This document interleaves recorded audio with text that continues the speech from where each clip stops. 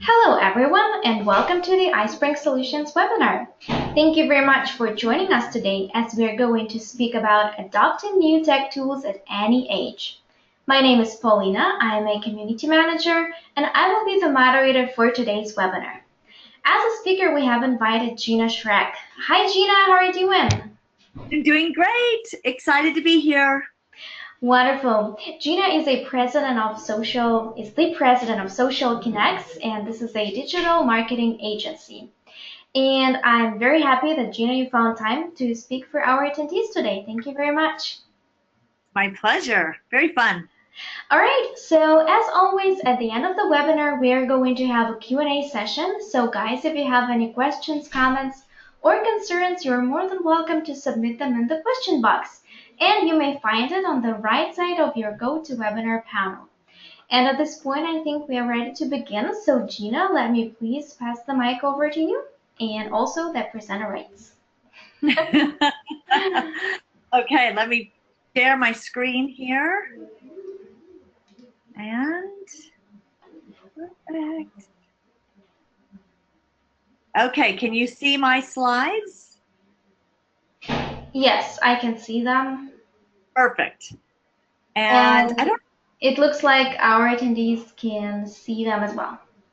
Okay, perfect. I don't know if my webcam stayed on or not, so it doesn't matter. I can see you. Okay, good. Okay, I was going to say, because it's interesting. Now all I see is my slides. So, yeah, I'm excited to be here and talk. It's a topic that I get a little passionate about, and so I'll get on my soapbox a little bit, I'm sure. Okay, now my webcam, whoa, is way big, because now let me just move this. Let me move my head out of the way.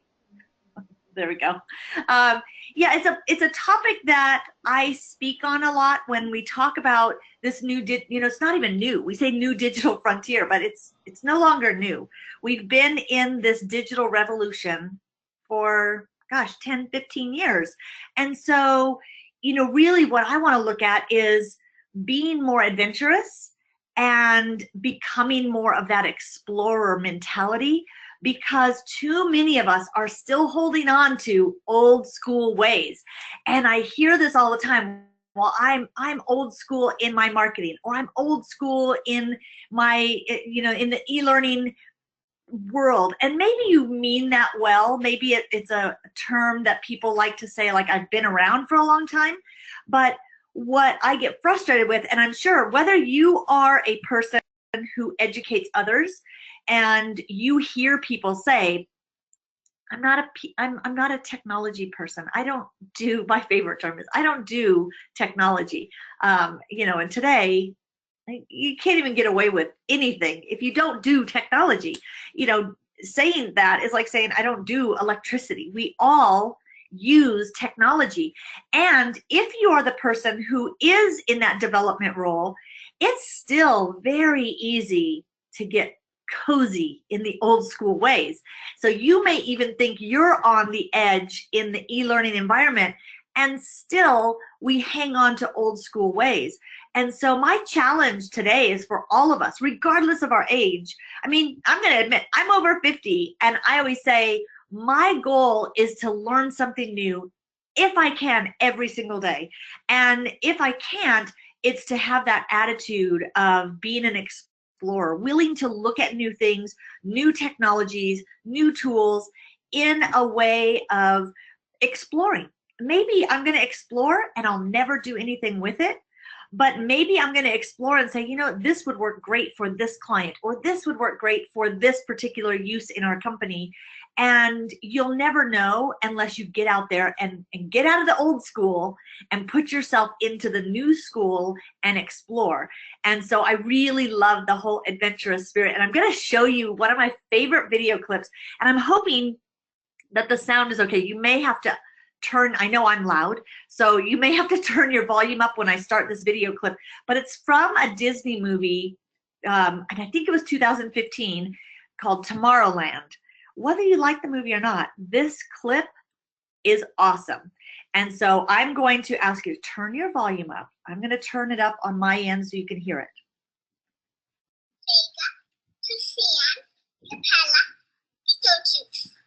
why do you love the store so much, Casey? Because I want to go there.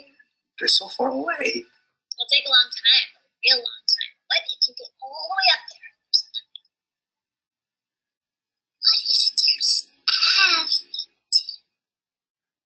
Oh, I just love that. I love that clip. I don't even know if you couldn't hear it. Her mom says, what if you go all that way and there's nothing? And she says, but what if there's everything? And to me, that's what the whole spirit of e-learning is exploring, because there could be everything. And I was just talking, I've been doing a Facebook Live every morning, talk about exploring and putting yourself out there.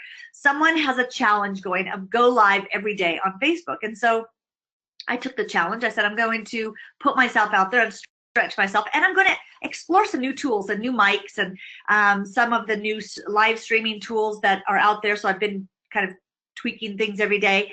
And we were talking about the days of Second Life. And I don't know if any of you remember or still using some of this 3D immersive technology, but I can remember, gosh, years ago when we built a campus in there and we were doing training in there and we were meeting amazing people in the e-learning world in these virtual spaces. And, you know, I remember people saying, you're crazy and you're wasting time, or look how much money you're sinking into all of this. And it's kind of like this little girl who says, but what if we go there and there's everything? And what I found was it was so creative, and I was able to meet and connect with people I would have never met with before. And it connected me to new tools. As a matter of fact, social media was just coming on the scene. And I was using Twitter in the early days to connect with other people doing work in the 3D space. So to me, I got there, and maybe I'm not going to use it long term there, but it got me to that next point. And so I want you to think of new technology not being scary, but as being a point to explore the possibilities in our work environment. And so I'm always saying this, and I always say this to my kids, what if there's everything? You know, if they say, well, I don't know if I want to go, what if you go and it's awesome? And, you know, it brought up the memory to me of when I first moved to Colorado in 1988. And I had a job in Silicon Valley. I was working for Convergent Technologies, which became Unisys. And I was there, and I had the opportunity to move to Colorado. And I remember talking with my manager saying, I'm just afraid to go. Like, you know, I don't know if I'll find a job. What if I get there and can't find a job? And she looked at me and said, Gina, you can always come back if you don't like it. But if you don't go, you'll always wonder what could have been. And those words have really inspired me for, I'm sure, forever, because I think in anything we do, when we get stuck in that rut and that mindset of, oh, I don't want to try this new tool, or I don't want to have to change again and learn something new, you can always go back if the tool fails or if it doesn't serve your purpose. But if you don't try things, you just never know. So again, I even said this morning on this Facebook Live, I said, okay, I just inspired myself. I don't know if I've inspired anyone else, but I've inspired myself. And, you know, I look at how far we've come. And those of you here on this webinar, I want you to remember back, you know, before the days of Google. And I mean, Google was only founded in 1998, which is just mind-blowing, because doesn't it seem like Google's been here forever? And it really is, to me, the turning point. It's the tool that changed consumer behavior forever. And I say that because before that, we had to call a company to learn about things. We had to look things up in books. Do you remember how many of you had Encyclopedia Britannicas and had to look things up? I want you to put in the chat, yes, you used Encyclopedia Britannica, or you have no idea what I'm talking about. But Encyclopedia Britannica, I can remember doing reports, and my mom would say, you have to look it up. Yes, ma'am. Oh, maybe that's, yeah, absolutely used it. Yeah. Yes, use it. Don't you? And I remember the people who, you know, really were. Stop aging us, Gina. I know. And, do you remember the ones that had the leather bound and they had gold pages? I mean, you were it if you had the Encyclopedia Britannica with Stop Aging Us. Yes, I use the encyclopedia all the time. I mean, now it's Encyclopedia Galactica. Now when our kids come to us, what do we tell them? Google it, or ask Siri, or ask Alexa. Although Alexa, we'll talk about AI in a little bit, but Alexa has a long way to go when it comes to looking things up for us. But we ask Google everything. And so you look at how far we've come, and whether, we're like Bill Gates, who sees AI as one of these tools that will transform our lives, or you're on the fence or on the side with Elon Musk, who feels like we're unleashing the demon with AI. And I look at it and say, we already use AI in so much of our work. And there's chat bots that answer questions. And I'm curious I'm crazy. I love gadgets and technology, but we have 3 Alexas in our house. We have 3, one in our living room, one in our kitchen, and one in our bedroom. And I'm always asking Alexa everything. Alexa, what's the weather today? Alexa, give me my news brief for the morning. Alexa, what time is it? I ask Alexa stuff all day. Alexa, play a certain music for me. So I love, I'm all about AI. I'm sure I would frighten most people because, yeah, Elon Musk, whenever I listen to him talk about it, it does worry me. But I've already opened that door. But think about the possibilities in the e-learning space. What if we could say, Alexa, what are the latest updates for our safety policies? And Alexa gives me my news brief on the safety policies and procedures at work. What if we could ask Siri, replay for me my training that I have to go through today, and it brings up the e-learning training on my screen when I ask that. I mean, that's already being done. And I look at AI and what's happening in that space, and there's an excitement of how cool is that. And then there's kind of this, there's always, anytime there's new technology, there's this creepy factor of, okay, this is just weird and it's going too far. And I mean, again, going back to the 3D spaces, I remember, again, I'm over 50, so I've never played, I didn't grow up playing video games. So when I went into Second Life for the first time, I thought, this is the creepiest thing I've ever seen. Like, I'm talking to people as an avatar. There's a man who's a dragon that's coming up and talking to me. And there was another guy who was in some other monster avatar, and I'm having a conversation with him. Then later I thought, okay, that's the coolest thing ever.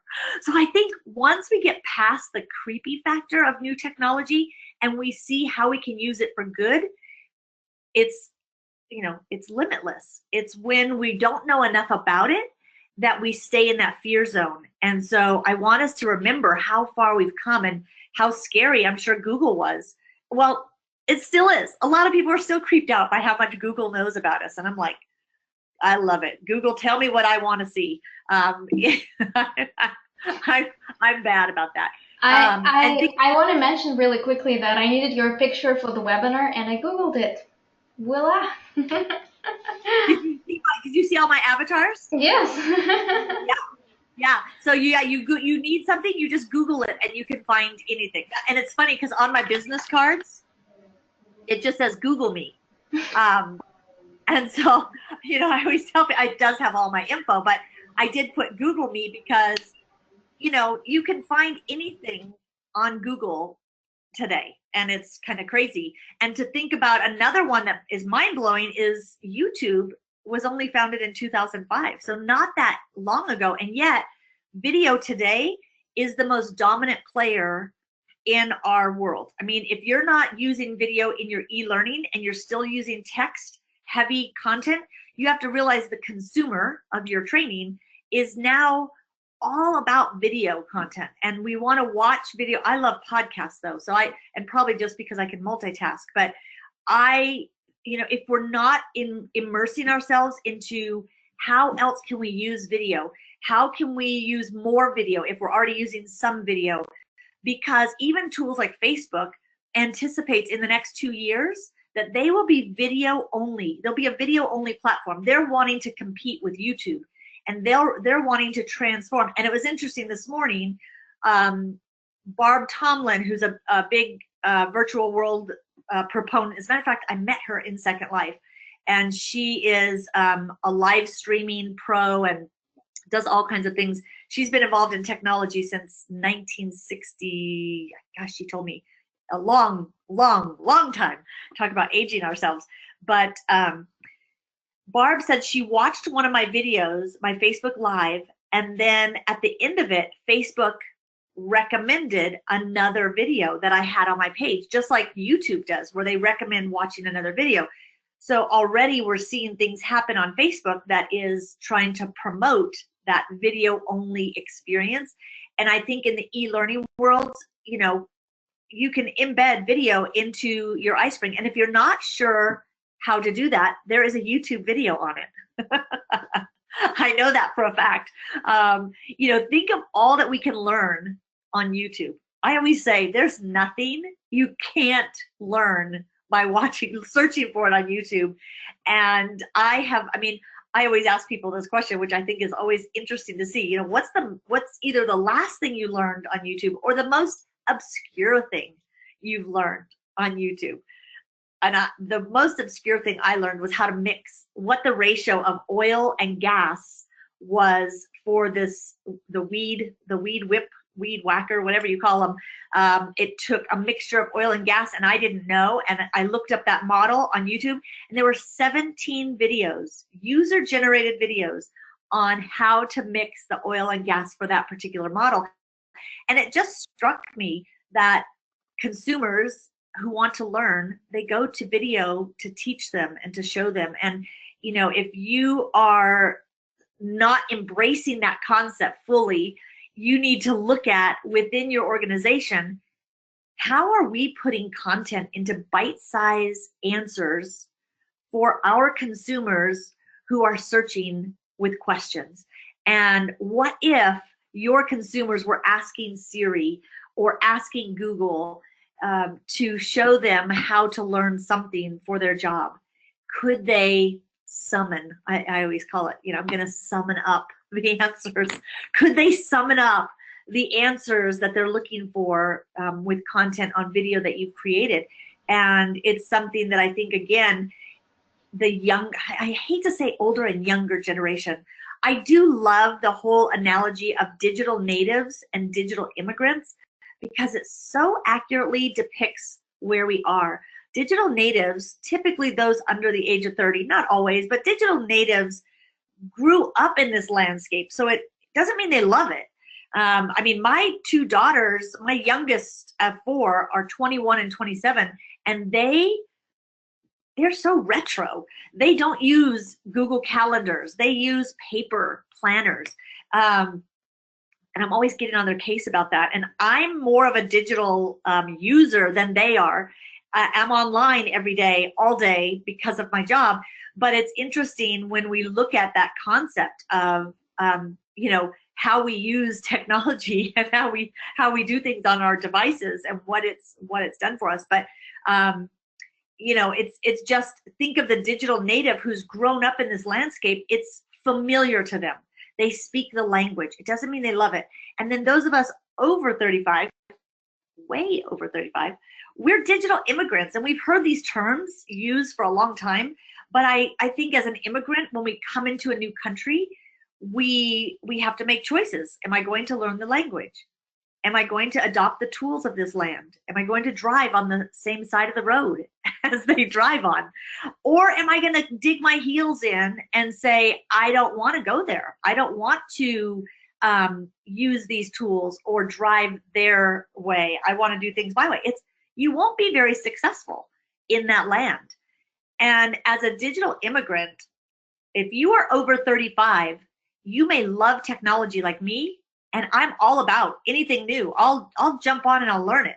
So it doesn't mean because you're older that you don't embrace technology. I'm that example, but there are a lot of people who dig their heels in and they're old school and they refuse to change. Or maybe they're not refusing to change, but they complain about change. And I'm not here to do a change workshop on how to get people through that, but we'll talk about some ideas. But I do think we need to understand that it is a new world for a lot of people still, even though we've been talking about this for over, I don't know, 12 years. It's still a scary place for people. And so when we talk about new tools and new technologies, it can be something that others, or it might be you, are still having a hard time, but just recognize it's a new land, and all you have to do is be an explorer and go out there and look for new tools. Okay, one more throwback, because when I think about how far we've come, iPhones just turned 10 this past June, just 2 months ago.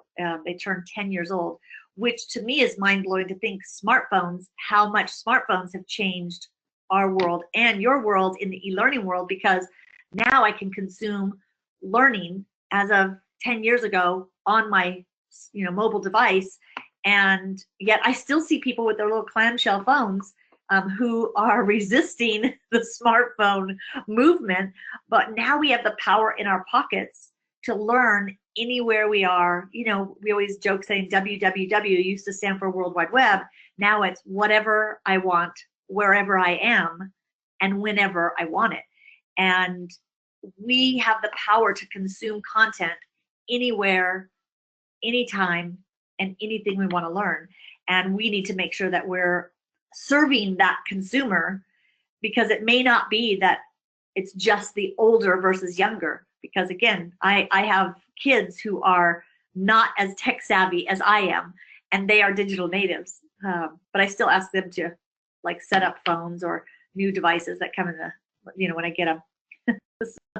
But thinking about that, you go, okay, what's next? What's more? And we talked about AI, but if you think of AI, and then there's augmented reality, and there's virtual reality, those are already in play, that you guys hear about these all the time. But how are you mentally embracing these tools? Are you waiting? Are you sitting back waiting for someone to put you in a class to learn it? Or are you out there exploring?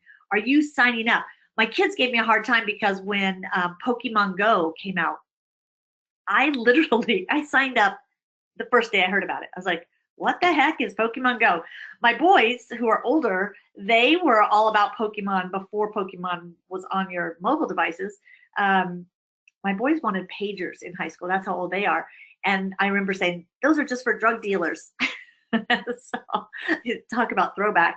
But Pokemon Go, I signed up for it, and we were walking downtown in Boulder with my whole family, and my girls were doing something. We were talking about where to go to eat, and I was like, I opened up Pokemon Go, and we were downtown Boulder. If anyone's ever been to Boulder, Pearl Street Mall is this outdoor mall area, very busy, and all of a sudden I'm seeing all this augmented reality pieces pop up on my screen. And for those of you who have never experienced Pokemon Go, you see all these little characters on your screen. I was like, oh my gosh, this is awesome. And I was one of those people. I was literally immersed immediately into how cool this was, that I'm going like this. And then I realized, okay, I'm one of those people. I better turn off my phone. But you have to dive in and play with new tools so that you can then understand the technology, and then you'll be able to be a guide for other people coming on board. And that's what I want us to look at, is the concept of understanding not everyone is excited to come along.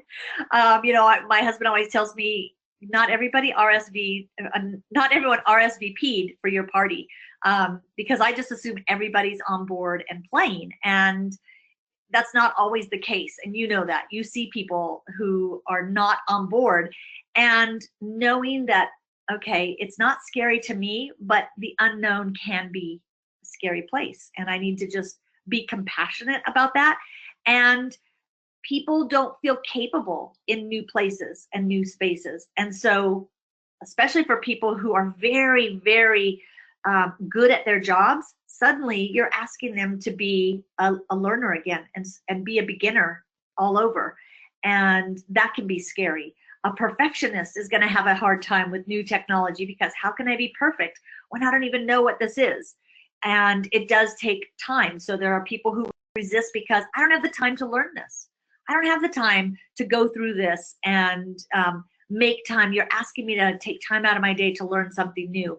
So just be aware of that and be compassionate around that and encourage people to go on an adventure with you and to explore. We used to call it forced fun in our house. Whenever we would tell our kids, I can remember specifically one time, it was weird because we had tickets to a baseball game here in Colorado, and so it must have been, okay, I'm a terrible baseball fan because I don't know when baseball season starts, but it was the beginning of baseball season because it started snowing that day. And so it was a weird spring snowstorm, and the game was getting snowed out, and it was huge snow. And so we told our kids, you know what, we're going to go, there's this Roxborough State Park, this big red rocks and trails. We said, we're going hiking. We're going to go on a hike instead of going to the baseball game that got canceled. And I can remember Jacob, our older son, he was just like, what?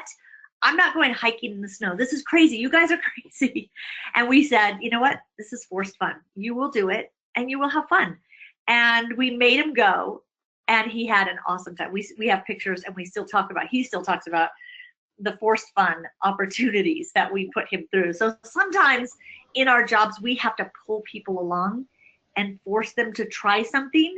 And in our roles, we may have to sell that concept to people. So forced fun. Now, here's if you know how you the leader, the person who's supposed to be leading everyone, you might be getting too comfortable, and you have to make sure that you yourself are out there continuing to explore and learning new things. So check your own boundaries and look at, am I sitting comfortably in the old school ways? And maybe your old school ways aren't that old, but they're still pretty stagnant. I mean, the rate of change these days, we have to continually push that edge and get out there to see what's new and what's coming our way. So being the explorer, I love the concept of being a guide.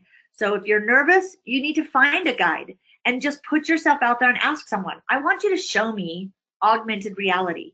Or can you teach? And I mean, I just download apps and play with them. But if you know a teenager, just ask them to show you stuff. Ask them to let you log in and play a video game with them, and ask them questions. Look for a guide to take you. And if you love adventure and you are that person, then become a guide. So to me at work, I love the concept of having learning groups and explore together. It's always less scary when we go together. So forming groups that maybe you do lunch and learns where you're just going to go on an exploration and you're going to explore a new tech tool together and then talk about it and use that as a time to learn together. 360 mentoring. And, I always just tell people when we're older, we need, digital immigrants need to find a digital native and partner with them. And we teach something and they teach us something. And it doesn't, again, necessarily have to be age related. It could be skill set that, gosh, you're just so good at this or open to that.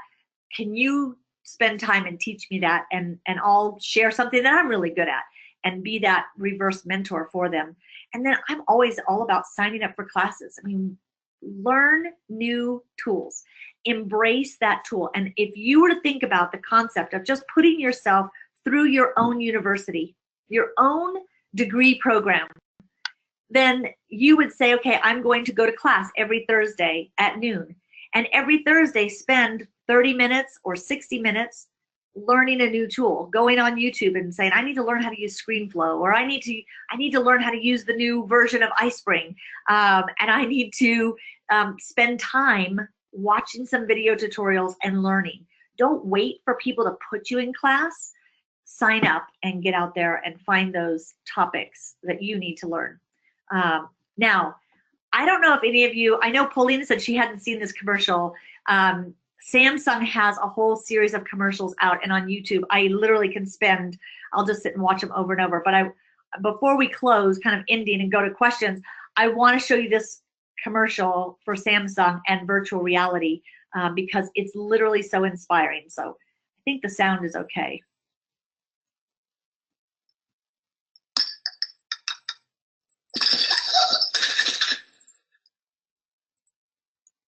They packed my bags last night, pre-flight.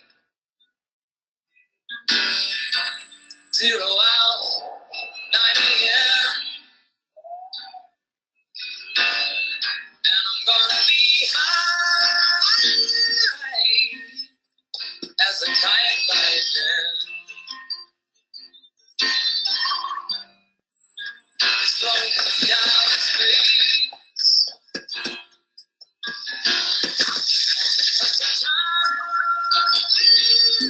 That's why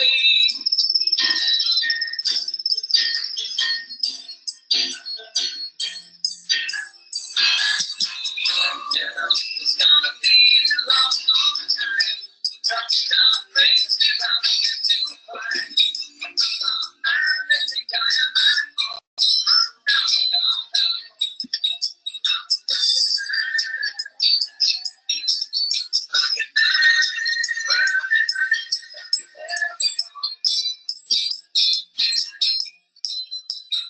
I think it's gonna be a long, long time. And I think it's gonna be a long, long time. Oh, I love that commercial. They have several. There's several in this series of do what you can't. And it's just such a great inspiration to look at that. And literally when I watch that, I get goosebumps every single time. Has anyone seen that commercial? Might have seen that commercial? Yeah, we have a comment from Teresa. They are hysterical but give a great message. Oh, good. Thank you. Yeah, they are hysterical. I'm glad that you like those, because there's one where a man has a baby, and I'm trying to remember I think it's like something about the new world, or yeah, I certainly have seen it. Yeah, if you haven't seen it, go to YouTube and look up Samsung. Yeah, go to YouTube. They're all on YouTube, but they're great messages, and I'm glad that I was like, okay, hopefully you guys are going, wait, what does this have to do with it? But I think in our roles, this is, let people laugh and let people think it can't be done, but get out there and explore. So hopefully you'll take that on and you'll become an explorer and a guide. And so I'd love to hear your ideas. One question that I'd love to hear in the chat you answer is, what are you currently doing, or what have you seen being done that helps people through this and helps people, or what are you doing to help yourself as well? But what are you seeing people do to help bring these that are less adventurous along?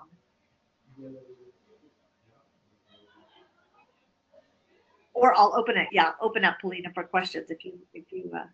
Yeah, I mean, you guys can send your comments in the question box. It should be somewhere on the right side of the GoToWebinar panel, and you're more than welcome to share your ideas or your stories. And thank you very much, Gina. I think that you are so welcome. It's my pleasure. Very inspiring, and I hope that it's been an inspiring message to our attendees as well. And I do have a question that came to me in my mailbox while you were speaking. There are so many resources where we can learn how to choose the best one, not spending too much time investigating. Oh, that is a great question. I mean, to me, I'm always wanting to learn. I think it's just being curious. So it's not a matter of one resource, which I think can be dangerous if we get siloed into only learning something in our industry or only using this source to learn from. I love doing an exercise. Now you may need to set those time boundaries where you set 1 hour a week, or 2 hours a week. Maybe it's 1 hour during the week and 1 hour on the weekends that you spend learning and exploring. But to me, I like looking at things outside of my industry, because if all I watch is what's happening in social media or in the digital marketing space, everyone's talking about the same thing. So I think picking an industry outside of your own, then all of a sudden you start getting inspired. Great. Thank you very much for sharing that. Sure. And we also have one comment from Teresa. YouTube is great for directing users or people to learn new things. It really is. And, you know, and what I like to say is, are we as thought leaders and experts, do we have our content in places where people can learn from us? And if you're working for an organization, does your organization put enough content out there for your learners, or are your learners having to go elsewhere to find it as well? So, you know, be inspired to push that a little further. Mm-hmm.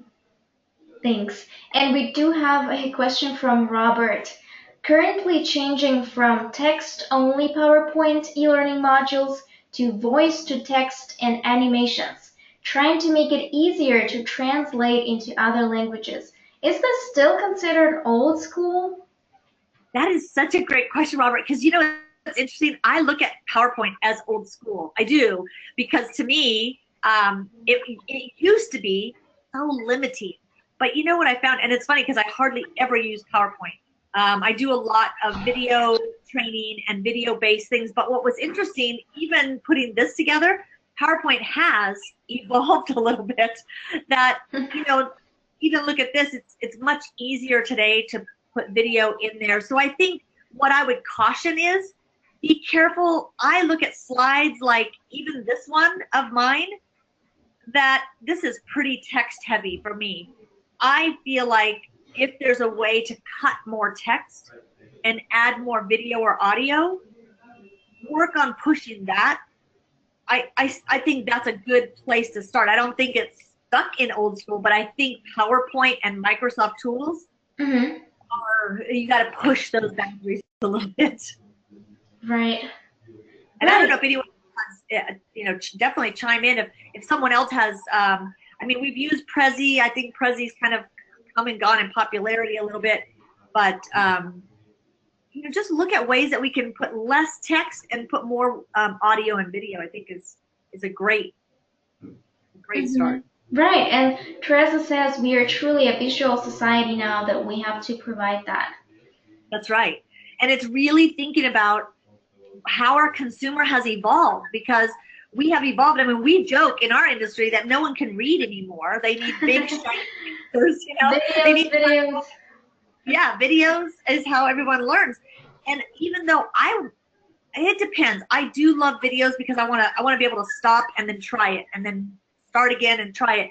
But I love podcasts as well, because I can listen to a podcast as I'm going for a walk or exercising. I can learn. And here's my tip. I always tell people, I listen to my podcast at 1.5 speed. So and it makes my husband crazy. Yeah, you can adjust the speed on it, and it helps me get through a lot more content faster. So making that, again, people speak slow. People speak at about 150 words per minute, and our brain can process thoughts at like 600 words per minute. And so, you know, by adjusting the speed, which is another kind of tip when you're putting together learning, can your learner adjust for a slower, you know, if somebody's a slow talker, I have a hard time staying with them. So I need to turn their speed up a little bit. Well, that's a great tip, and thanks for sharing. And I would like to add from myself that technology was designed or developed to make our lives easier, not more complicated or harder. So, that's right. Like Teresa says that for us, Ispring has been a great tool to encompass training with all of the options that are provided. Yeah. And I think that just can help us save our time. You're saying people don't like to read just because they can obtain information of like 12-page read in 3 minutes, and that just saves lots of time and can get them going right away. And which I would challenge everyone on this webinar to go to the Ispring tools that you currently have and learn some new features, because it's like everything else we have. We only use a small percentage of the features, and we slip into that same old. And so we just kind of keep replicating things instead of, let me see how I can put more video or option for video versus audio. And you know, look at where you can take your same old and push that a little bit. Right. That's absolutely correct. I totally agree. Okay, so I'm sorry. No, I just said you guys have been awesome. Thank you for participating and throwing out your comments and questions. I love it. Yeah, I was going to say the same thing, and I would like to thank all our attendees for taking the time to participate in our today's webinar, and I hope you guys found it inspiring as much as I did.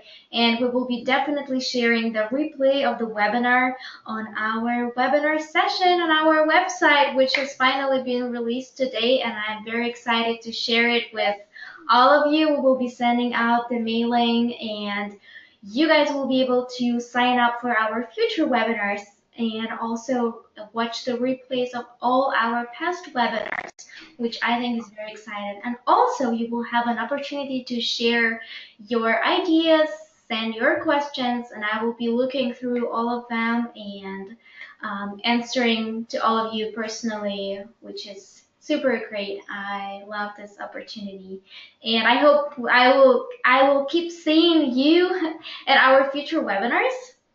So the next one will be about micro learning. It will be with Mark Simon as an expert. He will be showing you how to create micro learning using PowerPoint and Ispring. So this will be sort of like a how-to session of, I think, a greatest value. So you will be able to sign up for this webinar on the webinar section, section, or you will get an invitation email in your mailbox.